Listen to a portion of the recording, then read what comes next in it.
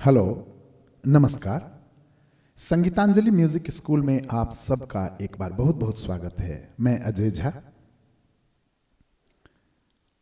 इस वीडियो में मैं राग वृंदावनी सारंग की एक बंदिश का रिकॉर्ड करने जा रहा हूं और पूरे बंदिश को गाने का या राग में जब हम कहीं परफॉर्म करते हैं तो उसका टोटल फॉर्मेट क्या होना चाहिए, उस फॉर्मेट के आधार पर मैं इस बंदिश को गा रहा हूं। तो मैं आपको एक बार फॉर्मेट के बारे में बता दूं। सबसे पहले जब हम परफॉर्म करना शुरू करते हैं तो सबसे पहले आलाप करते हैं और आलाप जो है वो स्लो स्पीड में होता है और कोशिश किया जाता है कि अच्छा से अच्छा कॉम्बिनेशन बना करके गा सके। मधुर आलाप कह सकते हैं उसे। उसके बाद बंदिश शुरू की जाती है जिसमें जो भी ताल में आप बंदिश गा रहे हैं उस ताल पर शुरू करते हैं और उस ताल को हमें समझना चाहिए। मतलब ताल का भी ज्ञान जो है वो हमें होना चाहिए। तो जब आप बंदिश गा रहे होते हैं तो गाने के बीच में एक बार आप स्थाई और अंतरा को गा लेते हैं अच्छी तरह और उसके बाद उसमें डेकोरेशन कहें, आप बंदिश को सजाने की बात करें तो आलाप से सजाया जाता है। परंतु अगर हमें ताल का ज्ञान नहीं होगा तो अगर हम बंदिश के बीच में आलाप कर रहे हैं तो उसके बाद फिर ताल में वापस आना हमारे लिए मुश्किल हो जाएगा। इसीलिए हमें ताल का भी ज्ञान होना चाहिए। ठीक है। अब आलाप जब आप कर लेते हैं, 2-3 आलाप आप स्थाई में करते हैं, 2-3 आलाप चाहे तो अंतरा में भी कर सकते हैं और उसके बाद जब वापस फिर बंदिश पर आते हैं उसके बाद बंदिश को स्पीड करते हैं, थोड़ा सा और बढ़ाते हैं अपनी तैयारी के हिसाब से। अगर आपकी तैयारी अच्छी है तो तान के लिए बंदिश को और थोड़े स्पीड में ले चलते हैं और फिर उसके बाद उसमें तान करना शुरू करते हैं। तो तान में भी कई एक तरह के तान को किया जाता है जिसमें एक तान तो होता है जो फ्री स्टाइल का तान होता है। आप तान करते हैं ठीक आलाप की तरह और बंदिश को आप ताल पर पकड़ते हैं। और कुछ तान ऐसे होते हैं जो बंदिश में बंधा होता है, मतलब आप बंधे हुए तान को करते हैं। बिगनर्स, नॉर्मली बिगनर्स जो होते हैं वो फिक्स तान को गाते हैं। जब तक उनको फ्री स्टाइल का तान या ताल का प्रॉपर नॉलेज नहीं हो जाता है तब तक वो फिक्स तान करते हैं और तान करने के बाद फिर तिहाई लेकर के बंदिश को समाप्त करते हैं। और बंदिश के गाने का तरीका, आलाप लेने का तरीका, तान का तरीका, ये सभी चीजें आपके स्किल के मुताबिक होता है। आपकी तैयारी जैसी है, आप जिस तरह से आप सीखे हैं और आपका लेवल जिस तरह का होता है, सीखने में भी अलग अलग लेवल होता है। जैसे अगर आप बिगनर हैं तो बिल्कुल बिगनर की तरह आप आलाप लेते हैं, तान लेते हैं।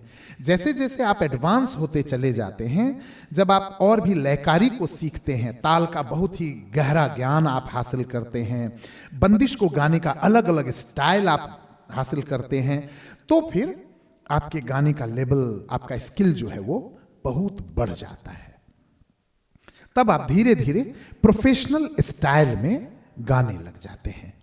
जब आप किसी को भी जब सुनते हैं उस तरह का गाते हुए तो आप उसे कहते हैं बहुत अच्छा कलाकार है, बहुत अच्छा गा रहा है। ठीक है। तो आइए मैं बंदिश को शुरू करता हूं फॉर्मेट से। आप इसे बहुत ही ध्यानपूर्वक सुने और जब आप राग की तैयारी करते हैं तो राग की तैयारी मेनली आवाज की तैयारी है, तान की तैयारी, आवाज की तैयारी है। ये सब तो एक बहाना है। आवाज की तैयारी आपकी कैसी हो रही है, स्वर पर आपका फ्लेक्सिबिलिटी किस तरह का है, किस तरह के वर्क आप कर पाते हैं, ये सभी चीजें आपके गले में उतरता चला जाता है। और उसके बाद जब आप लाइट म्यूजिक भी गाना शुरू करते हैं तो आपके लाइट म्यूजिक में भी वो क्वालिटी दिखना शुरू हो जाता है। ठीक है, तो आइए सबसे पहले हम राग वृंदावनी सारंग को ले रहे हैं आज एक बंदिश को। और शुरू करने से पहले मैं आप सबको आग्रह करूंगा कि अगर आप चैनल को सब्सक्राइब नहीं किए हैं तो चैनल को सब्सक्राइब जरूर कर लें और कमेंट्स करना ना भूलें, क्योंकि आप जब कमेंट्स करते हैं तभी हम समझ पाते हैं कि आप उसे सीरियसली सुन रहे हैं, उससे कुछ सीख रहे हैं, और तभी हमें लगता है कि हमारा मेहनत वो सफल हो रहा है। क्योंकि संगीतांजलि म्यूजिक स्कूल का जो मोटो है, जो गोल है, वो यही है कि घर घर में छोटे बच्चे, बूढ़े बुजुर्ग, महिलाएं, लड़कियां, सभी लोग म्यूजिक का एटलीस्ट बेसिक नॉलेज निश्चित रूप से हासिल करें। अगर उनके पास अवेलेबिलिटी नहीं है टीचर का सीखने का या फाइनेंशियली, तो वो यूट्यूब से भी बेसिक शिक्षा प्राप्त कर सकें और संगीत को समझ सकें। ठीक है, तो राग को कैसे गाना चाहिए ये इसका फॉर्मेट है, आप बहुत ही ध्यानपूर्वक सुने। तो सबसे पहले हम इसमें तानपुरा लगाते हैं, आप गौर करें। तानपुरा जो है ये इस तरह से होगा, और ये तानपुरा है। सी शार्प से मैं गा रहा हूं, तो जो भी सी शार्प के स्टूडेंट्स हैं उनके लिए तो अच्छा है ही, दूसरे स्केल के भी जो बच्चे हैं वो भी इसे सुन करके बहुत कुछ सीख सकते हैं। तो आइए शुरू करते हैं। सबसे पहले हम आलाप शुरू करेंगे। आप ये समझिए कि मैं अभी स्टेज पर आपके सामने बैठ रहा हूं गाने के लिए और प्रारंभ कर रहा हूं। हाँ, गाने का जो लेवल होगा वो मैं अभी बिगनर्स का रखूंगा, बहुत हाई फाई नहीं रखूंगा, लेकिन बिगनर से थोड़ा सा आगे रखूंगा ताकि आप आगे के भी चीजों को समझ पाएंगे। और हो सकता है मैं बीच में भी आपको बताऊं कि कहां पर क्या कर रहा हूं। ठीक है, तो आप उसके लिए रेडी रहें। आइए शुरू करते हैं। सबसे पहले सी शार्प,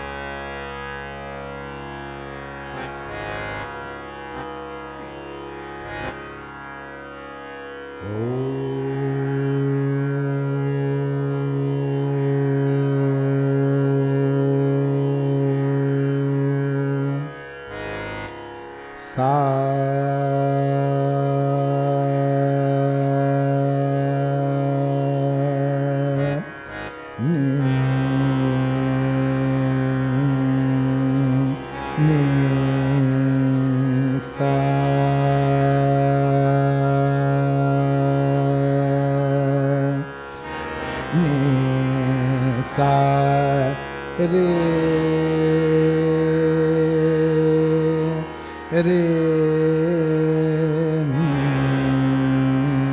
सा,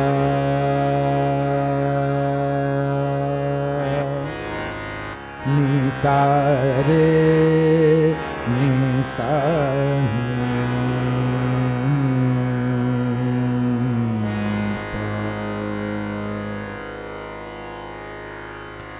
मा पा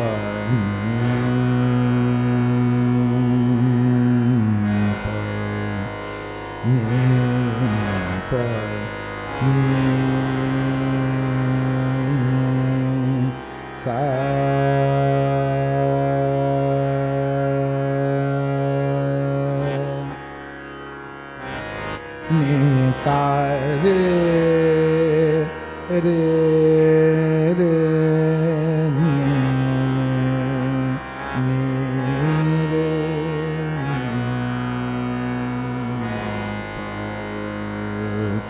मा प नि सा नि प मा प नि प नि सा रे सा।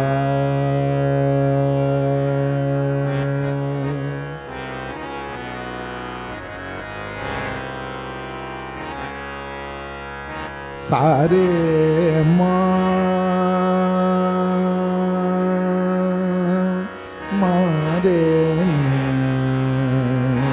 रे सा सारे मापा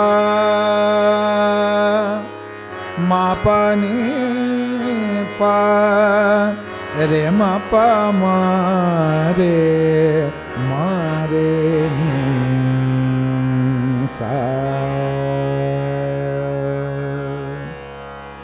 तो बंदिश शुरू करने से पहले थोड़ा सा आलाप लिए, जिससे कि राग का आवाहन हो जाता है, राग का वातावरण बन जाता है।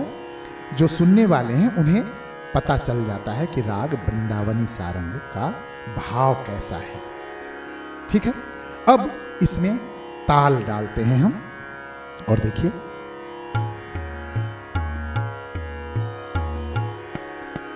तीन ताल की बंदिश है, खाली से शुरू होती है। तो हमें ताल का जब ज्ञान होता है तो हम उसे मन में समझ पाते हैं कि ताल कहां पर बज रहा है, किस मात्रा पर बज रहा है, कौन सा बोल बज रहा है। एक बार मैं बता दूं, इसके काउंटिंग को इस तरह काउंट करते हैं: 1 2 3 4 5 6 7 8 9 10 11 12 13 14 15 16 1 2 3 4, ये है काउंटिंग।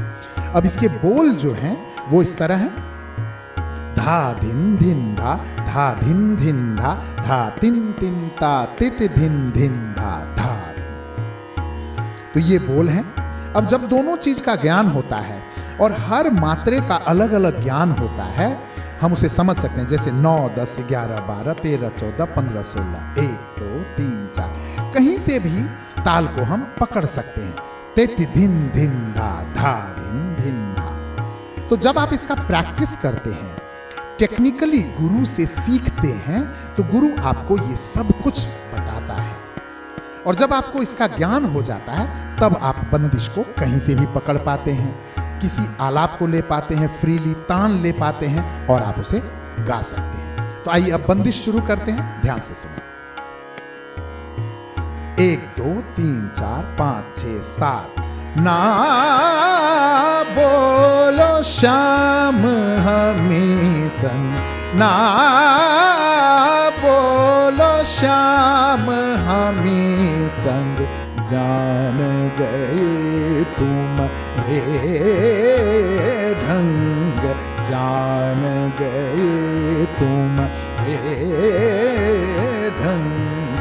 ना बोलो श्याम हमें संग, ना बोलो श्याम हमें संग।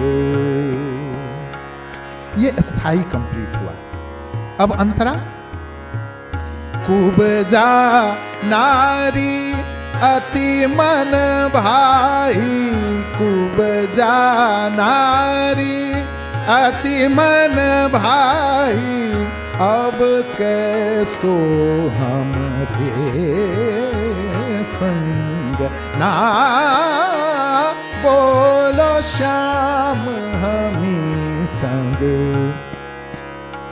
इसका दूसरा फॉर्मेट होता है कि जब आप एक बार बंदिश को गा लेते हैं, स्थाई और अंतरा, तो अगर समय का अभाव है, कम समय है गाने में, तो पहली बार ही जब आप गा रहे होते हैं तो उसमें शब्दों में वेरिएशन बनाते हैं उसी मात्रा के अंतर्गत। जैसे देखिए, ना बोलो श्याम हमें संग, ना बोलो श्याम हमें संग, ना बोलो श्याम हमें संग, ना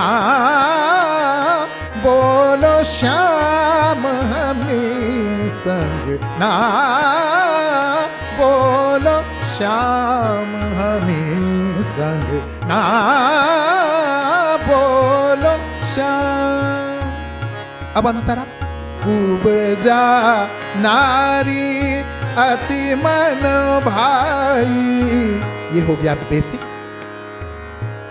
अति मन भाई कुबजा नारी, अति मन भाई कुबजा नारी, अति मन भाई कुबजा नारी, अति मन भाई कुबजा नारी, अति मन भाई अब कैसो हम रे संग ना बोलो श्याम हमी संग। अगर आपका स्किल है, आप समझ पाते हैं तो आप ये वेरिएशंस बनाते हैं, अगर अच्छे से सीखे हैं तो। नहीं तो अब उसके बाद का फॉर्मेट होता है आलाप, और वो कैसे होगा? श्याम हमी संग ना बोलो श्याम हमी संग। अब फ्री आलाप करते हैं। सा नी सा रे रे नी सा रे नी पा मा पा नी सा रे सा ना बोलो श्याम हमी संग। निसारे मारे मारे निसा रे सा निसा मारे पा मारे मारे निसा ना बोलो श्याम हमी संग।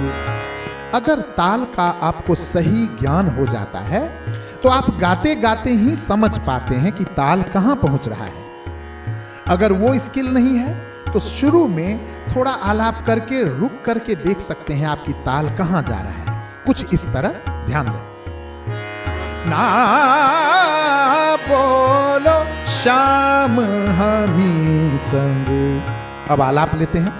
ने सारे मारे रे मा पा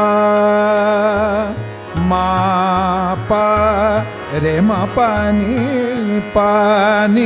मा पा मारे मारे सा। अब ध्यान से सुने आलाप। 1 2 3 4 5 6 7 8 ना बोलो श्याम हमी संग। लेकिन इस तरह से रुक के पकड़ने का जो काम होता है वो बिगिनर्स के लिए है, जो ताल को अच्छी तरह नहीं समझता है। अब जब ताल को समझते हैं तो हम फ्री आलाप करते हैं। आ आ आ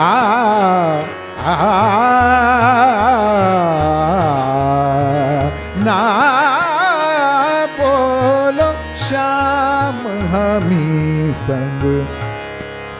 ना ना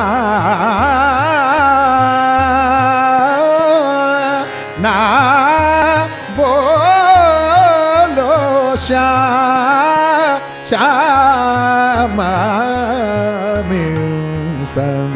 ना बोलो श्याम हमी संग। अब अंतरा। कुबजा नारी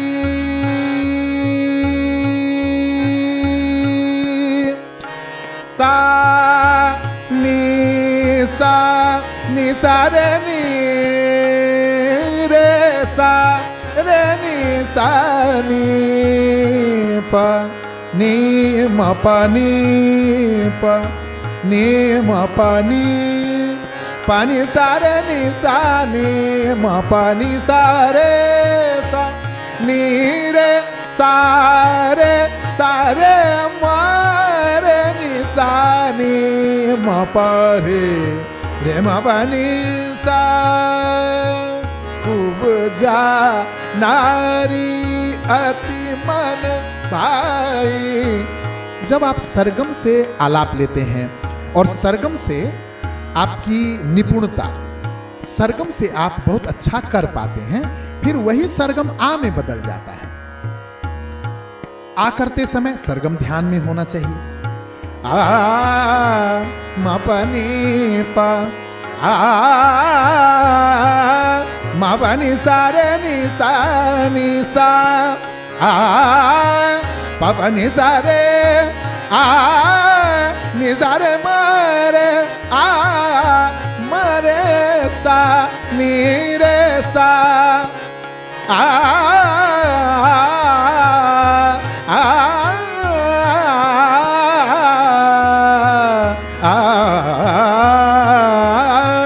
कुब्जा नारी अति मन भाई, अब कैसो हम रे संग ना बोलो श्याम हमें संग। अब आलाप हो गया, अब इसमें लयकारी शुरू होगी, तो थोड़ा सा स्पीड बढ़ाएंगे, उस स्पीड में चलेंगे जहां से तान भी कर सकें और लयकारी भी कुछ कर सकें। लयकारी का मतलब होता है जो हम आलाप करते हैं उसको डिफरेंट डिफरेंट स्टाइल में तान की ओर जाते हुए, जिस तरह से ना बोलो श्याम हमी संग, ना बोलो श्याम, मा पा ने मा पा रे मा पा ने पा रे मा पा ने पा ने पा रे मा पा रे मा रे नी रे सा, श्याम हमी संग ना बोलो श्याम, रे मा पा ने पा मा रे मा मा पा पा मा रे मा मा रे नी सा रे सा, रे मा पा ना बोलो श्याम हमी संग, सा रे मा पा नी सा रे रे रे रे नी नी नी सा रे नी सा नी पा नी नी नी पा नी पा मा पा नी सा रे सा मा रे सा नी सा नी दा नी मा नी पा ना बोलो श्याम हमी ना बोलो श्याम। अब आलाप जो है वो थोड़ा फास्ट हो जाता है। मा मा रे मा रे सा नी दा रे रे रे रे सा रे सा नी सा रे सा नी दा रे रे सा रे सा नी सा रे मा मा रे सा नी दा रे रे सा रे सा नी सा नी पा मा पा नी पा नी मा पा नी सा नी दा रे मा रे सा नी दा रे पा मा रे सा, ना बोलो श्याम हमी संग, ना बोलो श्याम हमी संग। अब आलाप वो तान का भी स्वरूप होता है, वहां तान से जैसे मिलन होता है, आलाप अपने उस स्पीड में आ जाता है और अब तान शुरू होता है। तो तान के कई एक लेवल होते हैं। जब फर्स्ट बिगिनर्स होते हैं वो फिक्स तान तैयार करते हैं, और फिक्स तान भी तैयार करना बहुत आवश्यक है। उससे आपको लय का पता चलता है, ज्ञान होता है, ताल का ज्ञान होता है, पैटर्न का ज्ञान होता है, टाइमिंग का ज्ञान होता है। और सच बताएं तो तान की जो फ्लुएंसी है वो भी बढ़ती है। और फिक्स तान से तान के अलग अलग प्रकार का भी प्रैक्टिस किया जाता है।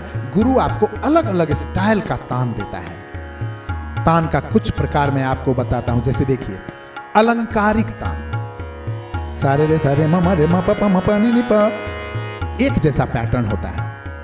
सारे मा पा रे मा पा नी सा पा नी सारे सारे सा नी पा नी पा मा रे सा नी सा, ना बोलो श्याम हमी संग। अब इसमें आइए मैं बिगिनर्स के स्टाइल से आपको बताता हूं कि जब फिक्स तान होता है तो उसको कैसे गाते हैं। ना बोलो श्याम हमी संग, सारे मा पा नी सारे सा नी पा मा रे सा नी सा, ना बोलो श्याम।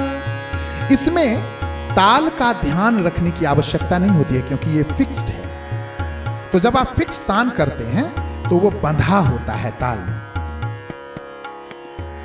निजा रे निजा निजा ने बमरे सा निसा ना बोलो श्याम हमीसा ममरे मरे सा निसा पापा मापा मरे सा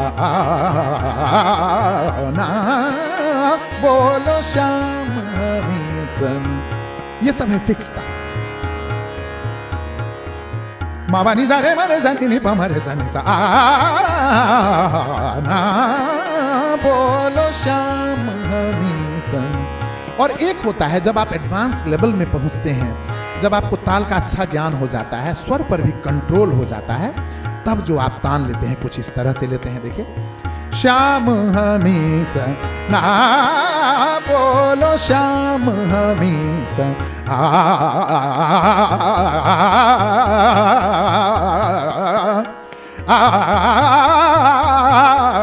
ना बोलो श्याम हमीसा ना बोलो श्याम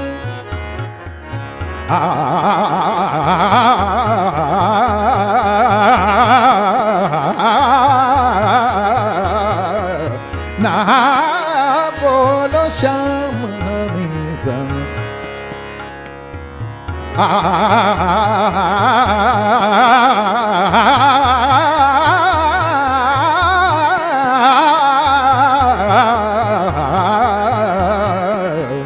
बोलो श्याम हमीसा ना बोलो श्याम हमीसा ना बोलो श्याम बोलो श्याम बोलो श्याम हमीसा संग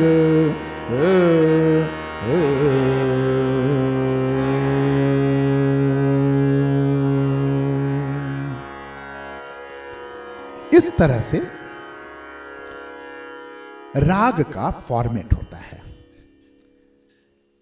बहुत बार स्टूडेंट लोग क्वेश्चन करते हैं कि मुझे लाइट म्यूजिक गाना है, भजन गाना है, गजल गाना है, या और भी बहुत सारे लाइट म्यूजिक के प्रकार हैं, सूफी सॉन्ग्स हैं, मूवी सॉन्ग्स हैं, फोक सॉन्ग्स हैं, तो हमें वो गाना है, क्लासिकल क्यों जरूरत है? आप बहुत सही कहते हैं, क्लासिकल की कोई जरूरत नहीं है वहां। लेकिन जब आप फोक सॉन्ग प्रैक्टिस करते हैं या मूवी सॉन्ग प्रैक्टिस करते हैं, तो गले में जो हरकत होना चाहिए वो लाने में बहुत मेहनत पड़ेगा आपको और बहुत समय लग जाएगा। क्योंकि जो फोक सॉन्ग्स होते हैं उसको भी सिखाने वाले जो होते हैं वो अधिकतर ऐसे लोग होते हैं जिनको म्यूजिक का ज्ञान नहीं होता है, बल्कि वो केवल फोक सॉन्ग गाते हैं। तो उनको जो टेक्निक है गले में हरकत लाने का, वो आपको वो नहीं बता पाते हैं। वो आपको केवल गा करके सुनाते हैं, आपको कहते हैं आप कॉपी करो। और उस कॉपी करने में अगर आपके गले में गॉड गिफ्टेड हरकत है तो निश्चित रूप से आप उसे पकड़ लेते हैं। लेकिन इसीलिए बहुत सारे लोग बिना क्लासिकल सीखे भी बहुत अच्छा गा पाते हैं लाइट म्यूजिक। लेकिन प्रॉपर जो टेक्निक है वो है क्लासिकल के थ्रू। जब आप क्लासिकल तैयार करते हैं तो गले में हर तरह का हरकत आप गुरु से सीखते हैं और आपके गले में एक एक हरकत टेक्निकली आपके मतलब आप तैयार कर लेते हैं, क्योंकि उसका भी टेक्निक है। कौन सा हरकत, जैसे खटका कहते हैं संगीत में, म्यूजिक में ये लैंग्वेज है, खटका, मुर्की, मीड़, गमक, ये सब जो टर्म्स है म्यूजिक के, इसका टेक्निक है गले में कैसे उतारा जाए इसे। तो वो कौन बता सकता है? वो क्लासिकल जानने वाला गुरु ही बता सकता है। इसीलिए क्लासिकल सीखने से आप कुछ भी गा सकते हैं अगर आप क्लासिकल सीखते हैं, लेकिन कुछ भी गाने से क्लासिकल नहीं गा सकते हैं। और आप ध्यान दें अगर, तो गजल में भी क्लासिकल का अंग होता है। अच्छे गजल को अगर आप सुने तो उसमें भी क्लासिकल का अंग होता है। अगर आपके पास क्लासिकल का अंग नहीं है तो आपकी गजल गायकी जो है वो गीत नुमा हो जाएगा। जैसे मूवी सॉन्ग गाते हैं जिसमें प्लेन मूवी सॉन्ग आप कह लें, सिंपल सिंपल सॉन्ग्स, वो स्टाइल हो जाएगा आपका, गीत का स्वरूप हो जाएगा उसका। अगर आपको म्यूजिक का ज्ञान नहीं है, क्योंकि गजल गाने के लिए भी क्लासिकल को जानना जरूरी है, रागों को जानना जरूरी है, और उसमें ताल का ज्ञान होना चाहिए। तो इसीलिए क्लासिकल जो है वो बहुत ही महत्वपूर्ण है, सीखना बहुत महत्वपूर्ण है। और मैं हर हमेशा पहले भी कई एक वीडियो में बता चुका हूं कि ऐसे स्टूडेंट्स से, ऐसे लोगों से मैं स्पेशली ये कहता हूं कि आप समय बर्बाद ना करें YouTube से सीख सीख करके और इधर उधर से सुन सुन करके समय बर्बाद ना करें।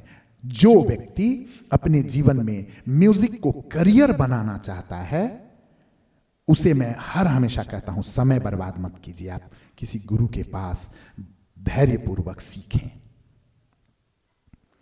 तो जब आप गुरु के पास सीखते हैं तभी आप अपने म्यूजिक का करियर बना सकते हैं। और क्लासिकल सीखने से क्या होता है कि क्लासिकल सीखने से आप किसी भी डायरेक्शन में जा सकते हैं। इसका एग्जाम्पल मैं देता हूं अक्सर स्टूडेंट्स को। जैसे देखिए, मान लीजिए कि आप स्कूल में पढ़ते हैं, तो हिंदी पढ़ते हैं, मनोविज्ञान पढ़ते हैं, राजनीति शास्त्र पढ़ते हैं, तर्क शास्त्र पढ़ते हैं, इतिहास पढ़ते हैं, भूगोल पढ़ते हैं, बहुत सारे सब्जेक्ट हैं पढ़ने के लिए जो आप पढ़ते हैं।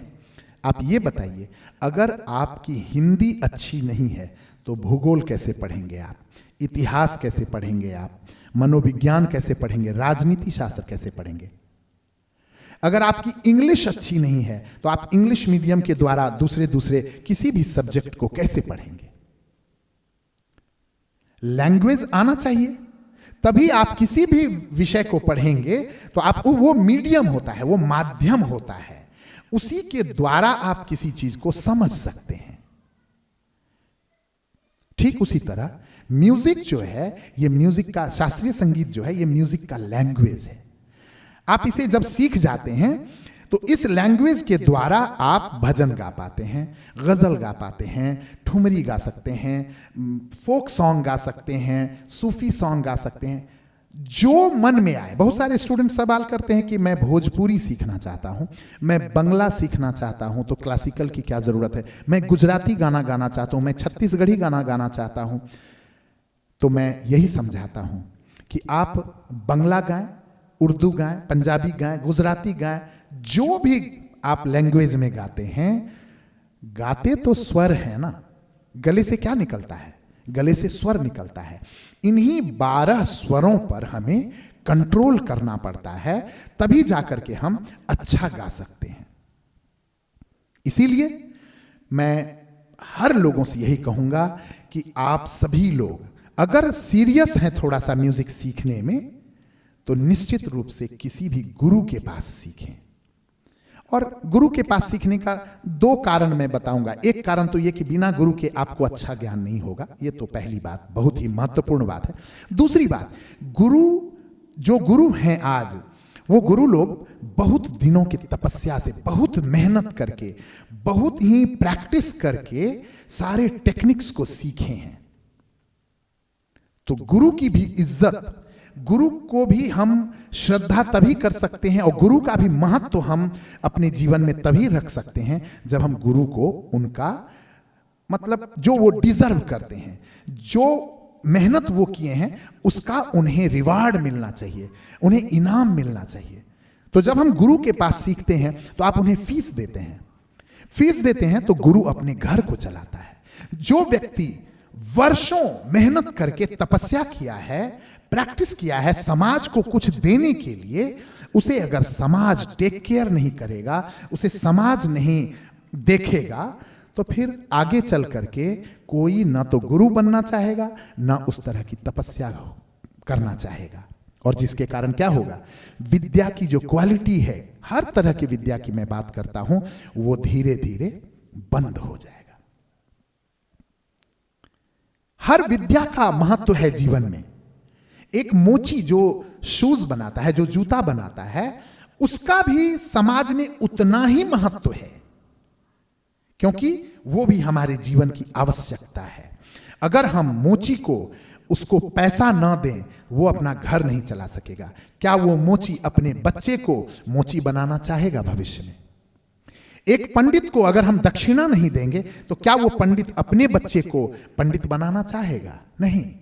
समाज में जो विकृतियां आती हैं, समाज में जो हर विद्या गिरता चला जाता है, उसका कारण यही है कि समाज के लोग शॉर्टकट अपनाने के चक्कर में उस समाज के उस तरह के व्यक्तित्व को रेस्पेक्ट नहीं दे पाते हैं, और जिसके कारण वो फ्लॉप होता चला जाता है समाज में, और विद्या का जो स्तर है वो धीरे धीरे गिरता चला जा रहा है। इसीलिए मैं आप सबसे आग्रह करूंगा कि इन बातों पर ध्यान दें, तभी हमारा संगीत आगे बढ़ सकता है, तभी हमारा संगीत जीवित रह सकता है और उन्नति कर सकता है। और अंत में जाते जाते मैं आपसे आग्रह करूंगा, अगर आप चैनल को सब्सक्राइब नहीं किए हैं तो चैनल को सब्सक्राइब जरूर से जरूर कर लें, और कमेंट्स करना ना भूलें। आप जब कमेंट्स करते हैं तभी हमें पता चलता है कि आप सुन रहे हैं और आप सीरियस हैं म्यूजिक में,